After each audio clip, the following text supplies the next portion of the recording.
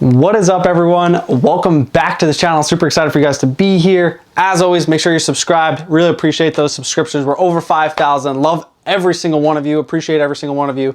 But obviously what I'm looking at in my hand is a bag, and it has something in it. It has a logo on it. After this intro, we're gonna go over exactly this, but you guys obviously already know what this is kind of about. This was one of my first major failed companies that I started when I was a junior or senior in high school. So stay tuned for that story. I think it's very interesting because I really want to talk to you guys about the failure, the things that mentally happened in my life, the things that physically happened to my life, emotionally, spiritually, everything that happens and that goes along with being an entrepreneur and failing. I'm going to talk about it in this video. So stay tuned to the end. I hope you guys like this video, and I will see you guys at the end of this video.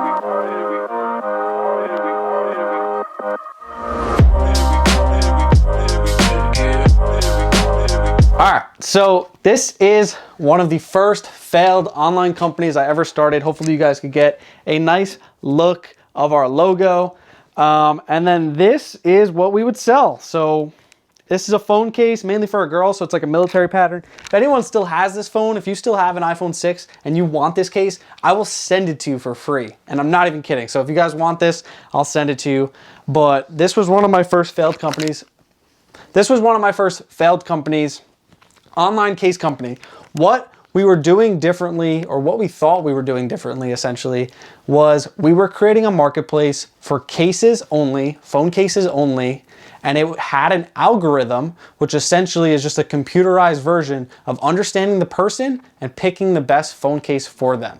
So it was a super awesome idea. It actually probably still can work now. And the only reason as an entrepreneur, and this is a huge point in the beginning of this video, the only reason as an entrepreneur that you fail is because you gave up, you closed the doors, and you stopped doing it. That is the only reason you fail. And it is a terrible thing to say, or when looking back on it, it's an interesting thing to say that.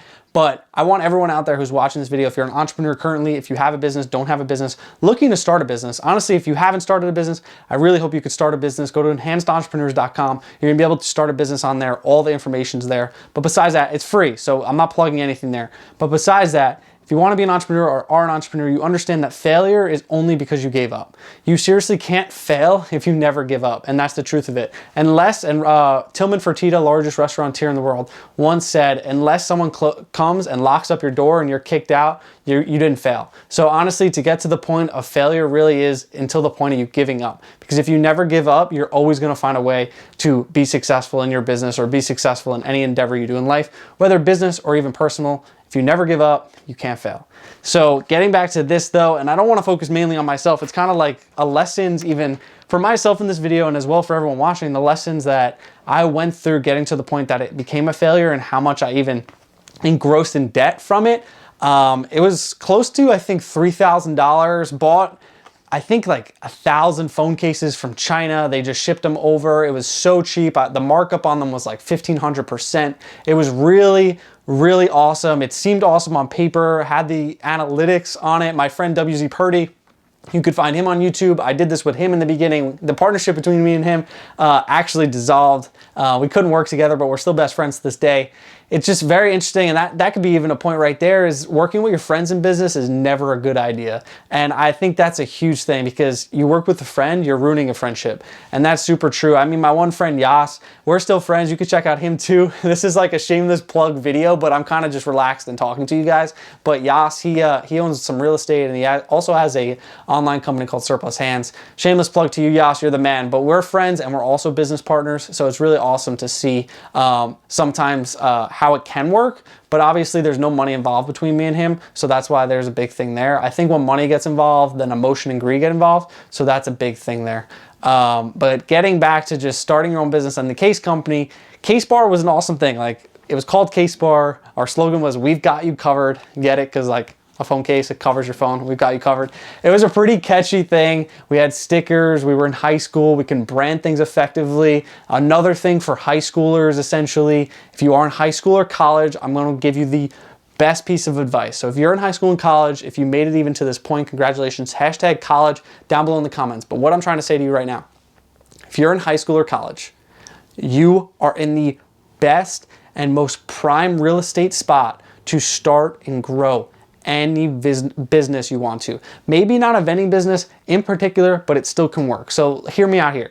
If you're in high school, and this is actually proven, I've read about this in one of the many books behind me, but if you're in high school or college, you have a captive audience of people that if you were to market them something that is your own and they know you and trust you on this college campus, your product is more willing to sell. This is different than someone who is 35 years old and who is not in college or high school and doesn't necessarily have a captive audience to pitch his product to. When you're in college, you have hundreds or thousands of people to say, okay, this is my brand. You can hand out things to people on a college campus. They trust you. They know you go to school there.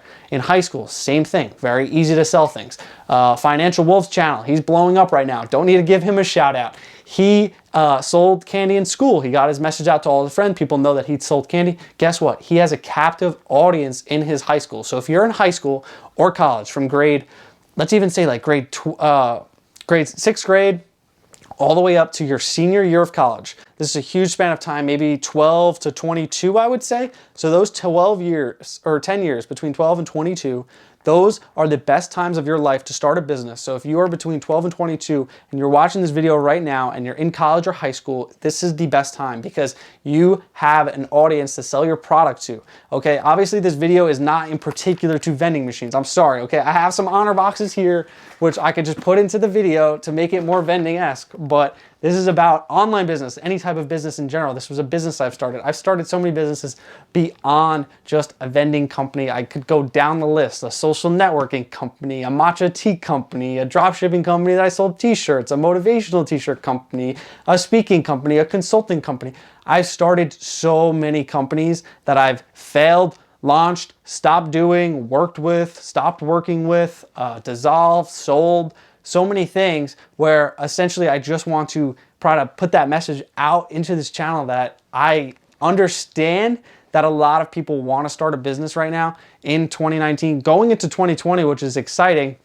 So hopefully this video is tied to something going into 2020, but starting a business is easy and can be done. And the only reason you do fail is because you give up. And hopefully some of these tips in this video are helping you. But getting back to really the story of Case Bar and why it failed, this was probably over about a year and a half that we did this, developed the website.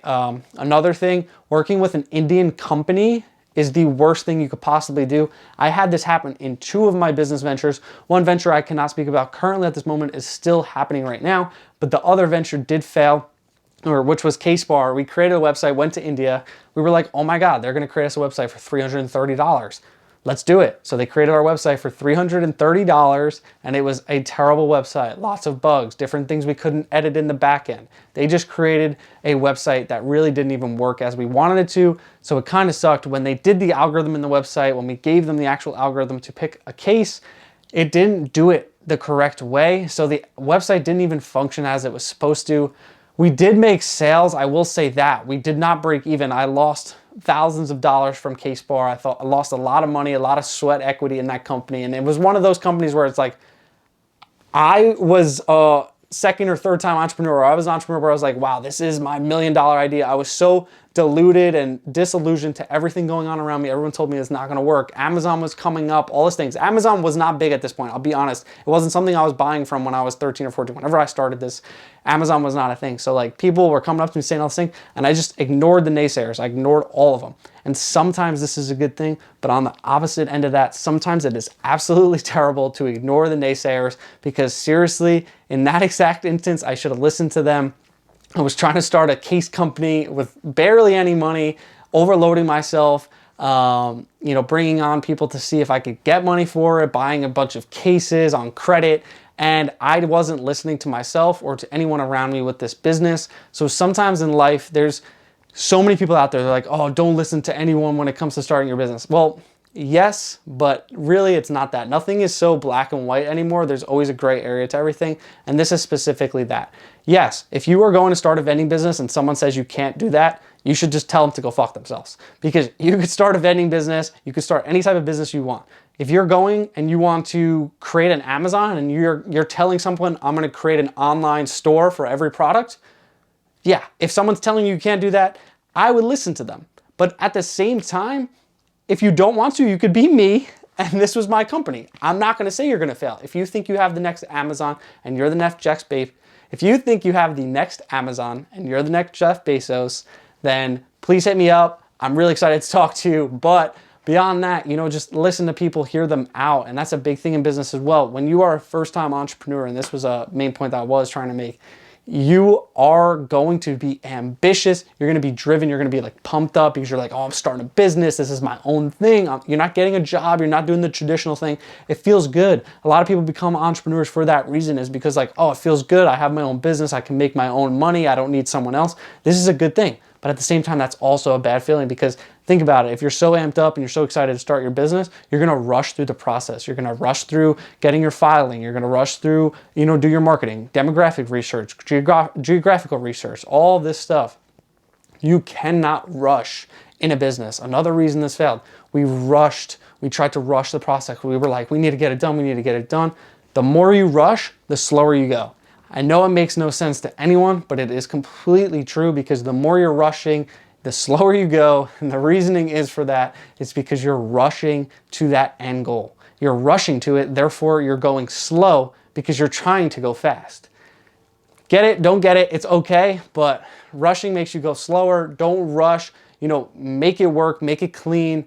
Make sure you are giving your customer the best product, or the best experience, or the best advantage at the end of the day. That's how you beat out other customers.